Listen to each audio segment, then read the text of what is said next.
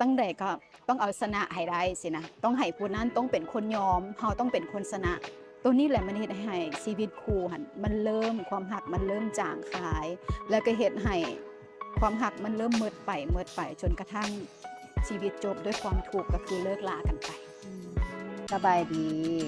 มาพบกับนางอีกแล้วเนาะกับคลิปของคุณมีสาระมื้อนี้เฮาก็ได้เปลี่ยนบรรยากาศมาที่ถ้ำจัง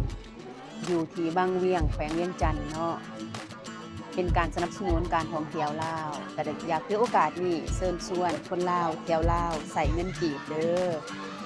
และในมื้อนี้นางก็ตามเคยบ่มาคนเดียวมาสัมภาษณ์หรือว่ามาโอ้ร่วมสนทนากับแขกรับเชิญเนาะซึ่งมื้อนี้ก็เป็นเอื้อยผู้หนึงที่นางเคารพเนาะผู้ที่มีความเข้มแข็งแห่งภายในผู้ที่ทำหน้าที่ทางโลกแถมยังเป็นภรรยาที่ดีควบคู่กับการปฏิบัติธรรมและมื้อนี้หัวข้อที่นางอยากสัมภาษณ์ก็คิดว่าเป็นหัวข้อที่หลายๆคนก็น่าจะสนใจเพราะว่าทุกคนหรือว่าเกือบทุกคนจะมีประสบการณ์ในเรื่องของความรักและชีวิตคู่เนาะมื้อนี้จะมาสัมภาษณ์กันว่าธรรมะกับชีวิตคู่แม่นเป็นแนวใดและธรรมะช่วยรักษาช่วยสร้างชีวิตคู่ให้เป็นชีวิตที่ดีอยู่นำกันแบบมีความสุขที่แท้จริงได้แนวใดเนาะเอาเฮามาฟังกันเลยสบายดีเอ่ยไอสบายดี สบายดีก่อนอื่นหมดเนาะอยากถามว่าตอนนี้เอ่ยไอทำหน้าที่หยังทางโลกปัจจุบันนี้เนาะโดยเอื้อยเองก็ได้ทำหน้าที่ในอาชีพเป็นค้าขายเนาะซึ่งทำหน้าที่อยู่ห้านขายเพชรขายคำซึ่งเป็นห้านของแม่ทองแก้วหรือแม่พระผู้ฮู้ที่พวกเอื้อยเองเนาะได้เคารพทานเป็นความรู้ความสามารถฝากหานเลยก็ได้เด้อเอ่ยสำหรับห้านเพชรทองแก้วเนาะอยู่ที่ตลาดเซาชั้น2เนาะสำหรับท่านใดเนาะสนใจ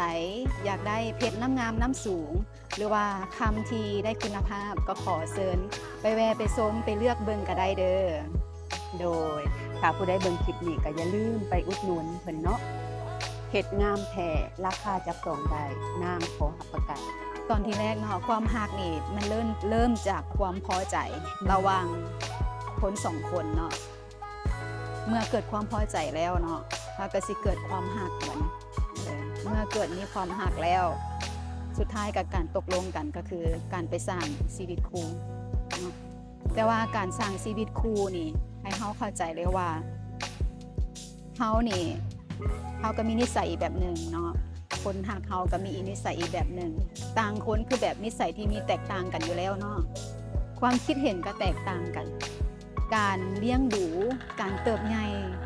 ของคนสองคนก็แตกต่างกันแน่นอน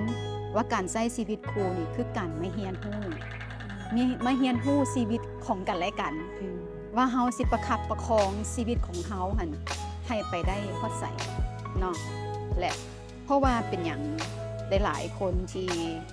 เฮาเห็นกันเนาะว่าต้องเลิกต้องปะต้องห่างกันบางคนก็มีลูกมีครอบครัวแล้วสิเนาะแต่เป็นอย่างก็ต้องยังเลิกปะห่างกันไปก็ย้อนว่า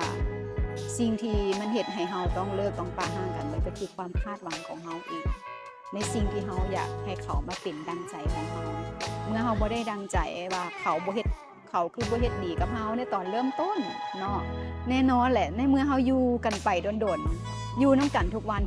น่ะมันก็สิเฮ็ดให้นิสัยของแต่ละคนมันขึ้นมาเนาะคือรู้จักแล้วว่านิสัยของแต่ละคนมันมีอยู่แล้วคือเอื้อยเองนี่ก็มีนิสัยเป็นคนนั่นใดเป็นคนใจน้อยเป็นคนมักให้คนเอาอกเอาใจสินะแล้วก็เป็นคนมักเครียดอันนี้คือเป็นนิสัยของเฮาเนาะฟังเอาเด้อ ฟังเอาเด้อคุณสามีแล้ววันนี้หั่นเฮาหั่นน่ะอยากให้เขาหั่นมาเอาอกเอาใจเฮาว่าเวลาเฮาคือข่อยอยากได้อันนี้นะเจ้าหั่นเฮ็ดให้ข่อยได้บ่แต่เมื่อเขาบ่ได้เฮ็ดให้เฮาตามที่เฮาต้องการเฮาก็เลยเป็นทุกข์ได้บัดนี้คิดจากเรื่องที่แบบว่าเขาเองก็บ่ได้สิเป็นคนแบบมาเอาอกเอาใจเฮาอยู่แล้วหั้นนะแต่เป็นหยังเฮาคือมีความต้องการแบบนี้ขึ้นมาเนาะก็บ่ฮู้ว่าผู้หญิงแต่ละคนน่ะสิเป็นคือกันบ่เนาะ นั่นแหละในเมื่อมันบ่ได้ดังใจเฮาก็เลยเป็นทุกข์สินะ ก็มันเป็นจังซี่แหละจึงเฮ็ดให้แบบความรักมันก็เริ่มจางหายได้จากเริ่มต้นชีวิตคู่มันเกิดเริ่มต้นจากความรักเนาะแต่พอเฮาอยู่กันโดนๆไปแบบเฮาบ่ปรับหากันต่างคนต่างบ่ปรับหากันต่างคนต่างแบบตั้งใดก็ต้องเอาชนะให้ได้สินะต้องให้ผู้นั้นต้องเป็นคนยอมเฮาต้องเป็นคนชนะตัวนี้แหละมันเฮ็ดให้ชีวิตคู่หั่นมันเริ่มความรักมันเริ่มจางหาย แล้วก็เฮ็ดให้ความรักมันเริ่มมืดไปจนกระทั่งชีวิตจบด้วยความทุกข์ก็คือเลิกลากันไป อืมก็คือว่าเฮาต้องความหมายว่า เวลาเฮามาอยู่นํกันเนาะต่างคนก็ต่างมีมุมมองต่างกันเฮาต้องมาปรับนิสัยของเฮาแล้วเขาก็ต้องปรับนิสัยของเขา แล้วเฮาก็ต้องมาเรียนรู้ชีวิตของเฮาสองคนเฮาบ่ได้มีแต่ชีวิตเฮาเขาก็บ่ได้มีแต่ชีวิตเขาแต่เฮามีชีวิตคู่ แม่ ที่